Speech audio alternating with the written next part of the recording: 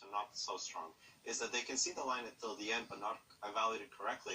Because again, after this all happens, queen h4, knight f3 is forced, check here, queen moves, rook a2, knight f2. A lot of people would prefer the rooks. They say rook c8 is coming, and perhaps I have some open files. Queen on f2 is quite annoying. But she correctly evaluates that all of this is nothing, and actually the bishops will overwhelm the rooks eventually, even though materially black should be okay right now. In this specific position, the rooks just don't coordinate well. Minors are tremendous. Yeah, the minors are tremendous, but sometimes, seeing this from way back here, where she had to analyze the position. Yes, that's what's impressive. Yeah, back in the position that I have on the board, that you evaluate from this position that actually the rooks are garbage compared to your minor pieces at the end of a 5-move variation.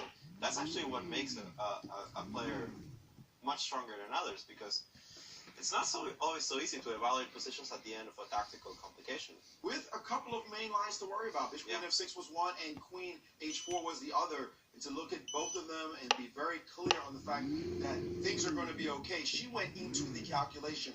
Look at her posture right there. She's still rechecking her variation right now. And she went into the calculation. She went deep, and she just trusted herself and said, this is going to be okay. And did she see queen f6? Queen h4 she might have looked at and might not have really even examined queen f6 too deeply, because queen h4 is the most dangerous of the moves in this position. But, again, trusting herself, she's gone into the line.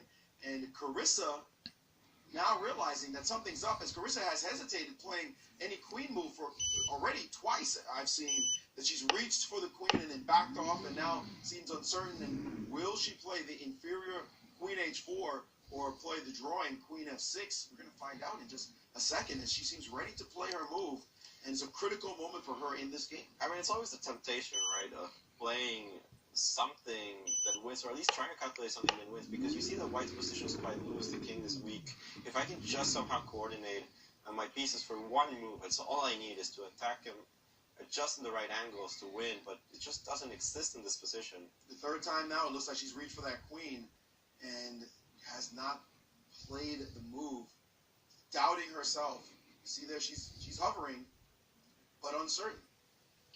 Meanwhile, in a game that we expected to really get hot fast between Wander Leong and Ramesh Babu, it's still on move 14. And a lot of the time that's been sucked up is actually by a Wander, even though I still like his position. Yeah, we'll take a look at that and see if graces us with a move. She's keeping us. Yeah, exactly. We know the queen's going to move, but where is it going to go? f6 or h4? And this is, to me, this is not confidence at all. This is uncertainty. And there, it's just getting closer and closer, like gravity is pulling her hand down to the queen. But she's just uncertain of which move to play. I tell my students, listen, don't go anywhere near your piece until you know exactly what you're going to do. Sometimes you look at a move like queen h4 and you're wondering, why is it not just winning? If she hasn't found the move rook a2, she's not confident of what's going on, because you think queen h4 just wins. What am I missing? And that's where you see this kind of hesitation sometimes. Maybe she sees it now. Yeah. But her hand shouldn't be anywhere near the queen. Then she can put her hand back down. She should be thinking. I mean, look at that. How many ways this queen is like, she shot her opponent a look. Is she trying to psych her opponent out with this, I'm about to drop the queen on you? Well, I think her opponent long ago saw that this queen could move to a dangerous square. So why have your hand in readiness at all? I think she's simply unaware. And which piece is she looking at? It's getting closer, guys. And finally, she has played. That's exactly what I was saying. She doesn't see rook a2. She missed rook a2, and she thinks she's winning. She's not. She feels she shouldn't be, because her opponent's really strong. No way she goes into this and just loses. But she can't find the refutation, so she goes for the variation. And it seems like Asuibayeva has simply calculated better than her opponent. This was actually a big problem with Carissa in the US Junior Girls Championship. She had a ton of variations where she just failed to see at the end this one move to change the evaluation of the position. It happened to her in her game against Gordy, where she thought she had this brilliant line and actually just lost because of this cool idea at the end of a 5-move combination. It's the exact same thing that's happening right now where she's not able to calculate all the way to the end. And that is going to cost her, I think it's going to cost her the game, because I have no doubts that Asubaya is going to find the forced moves from now on, and I think White's advantage is tremendous. I mean, that really the bishop, the minor pieces should overwhelm the rooks. The rooks, absolutely. And make this point. Asubaya, she sat in the position 2 moves ago when she sacrificed on g4 and saw rook a2, we're assuming. Yeah. If she plays this line, she's double-checking her variation now, and she plays this line, we will have seen how deeply she analyzed. Carissa had that opportunity right now, after everything had happened, with the rook sack and the knight capture on d4. That's a shorter, much shorter variation to have to calculate. And all you have to see was whether or not knight f3, queen f2 check, king moves, queen c5, and now decide, is this just winning? If she's not seeing the line, that a 4-move line versus what was basically a 6-move line for her opponent, then she's simply being outclassed by this player. And she's going to have her hands full to try to deal with her opponent as this match goes on.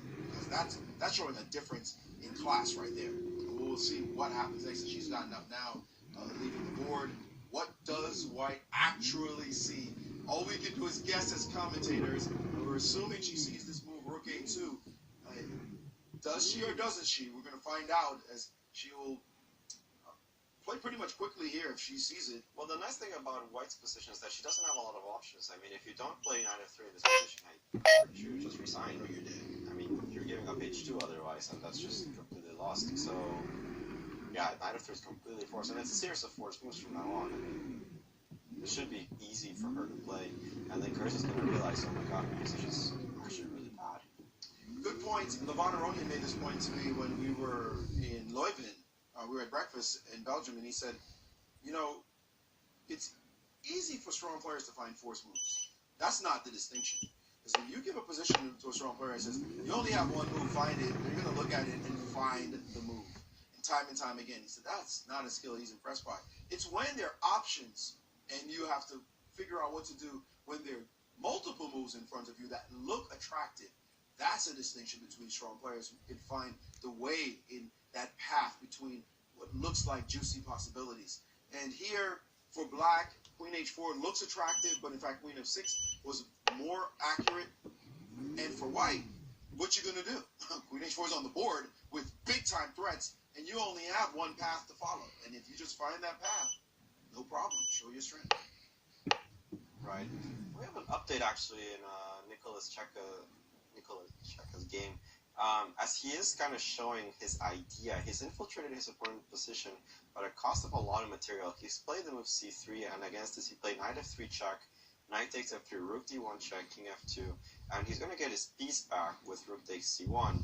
But this is slowly simplifying into a losing endgame. I mean, he's not going to lose anytime soon. But the activity of his pieces is annoying. 94 check is in the threat, 93 threats are also in the air. Bishop c6 is going to come back and put some pressure.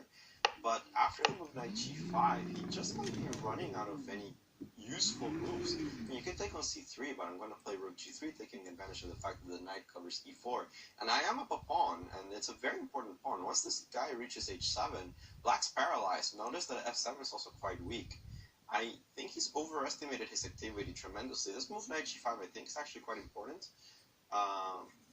Because it stops so many of black's threats. But if he finds it, I mean, that looks pretty bad. He's thinking right now after king f2, but I'm trying to figure out what he's thinking. Don't see an alternative. Well, while we wait for these games to continue to heat up, we're going to take a quick break, and we'll be back with more from the Match of the Millennials, which is still split in round 2.